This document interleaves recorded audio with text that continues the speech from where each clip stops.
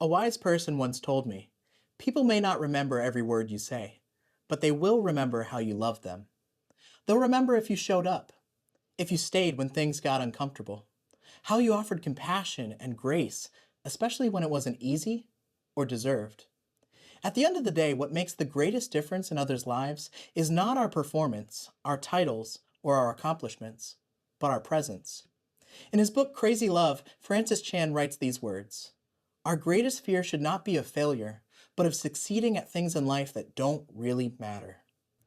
That sentence should stop us in our tracks and force us to wrestle with some honest questions. What am I giving my energy to? What am I chasing after? What am I building my life around? So much of what our world celebrates, success, recognition, status, being noticed, can appear impressive on the outside and still leave us empty and hollow on the inside. It's possible to be admired and still miss what matters most. God invites us to something deeper, a life that leaves a legacy, not just of achievement, but of love. When we look at Jesus' example, we see this pattern again and again and again.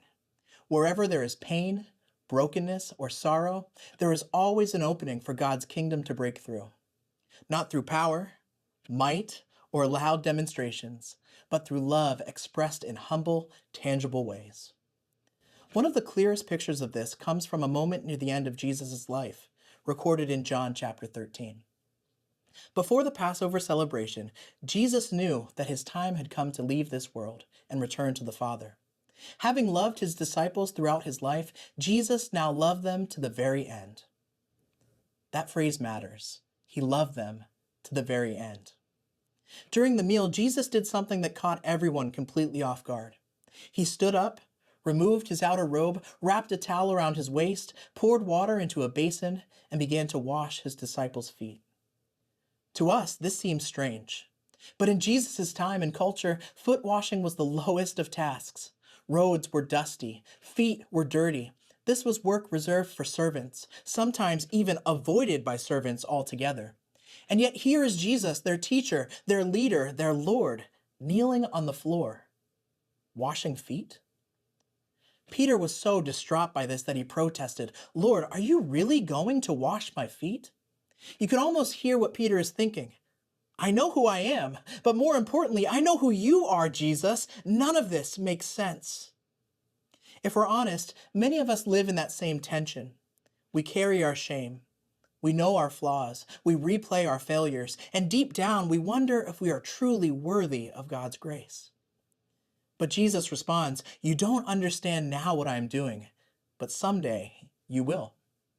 Then he asks a question that echoes through the centuries. Do you understand what I have done for you? What Jesus knew shaped what he did. He knew his disciples struggled with pride, comparison, and competition. He knew their hearts. And instead of lecturing them, he gave them a living picture of humility. Jesus shows them and us that real greatness looks like service. He reminds them that he did not come to be served, but to serve. And in doing so, he points toward the cross, where that self-giving love would be fully revealed. At the heart of it all, humility is not thinking less of yourself. It's thinking of yourself less. It's being so shaped by love that you notice others, that you prioritize their needs above your own, that you see ordinary moments, conversations, small acts of care, unseen service as sacred opportunities to reflect God's heart. Jesus didn't just talk about serving others, he lived it. Even though all authority had been placed in his hands, he chose to pick up a towel.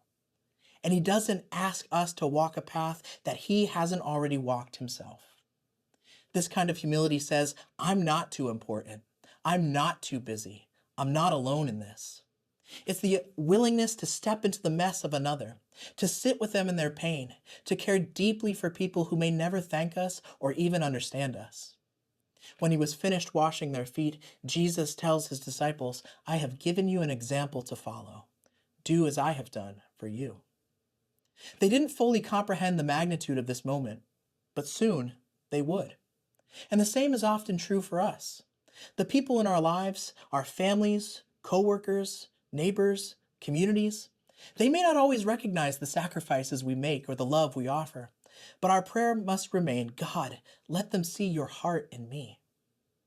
Now, there's one detail in this story that's impossible to ignore. Jesus washed Judas's feet. Don't get it wrong. He knew what Judas was about to do. He knew that betrayal was coming, and still he knelt down. That is the way of God's grace. A grace that loves even when it costs. A grace that serves even when it hurts. A grace that seeks to cleanse, heal, and restore. This is how God sees the world, not with denial of its darkness, but with unwavering love for a world living in darkness.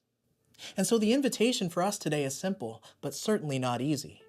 Before we rush to serve others, perhaps our first prayer should be, Lord, wash me. Cleanse what is weary. Heal what is wounded. Restore what feels broken. Because His grace is sufficient for you, right now, where you are. And from that place of being loved, we are free to love others to the very end. May God bless you.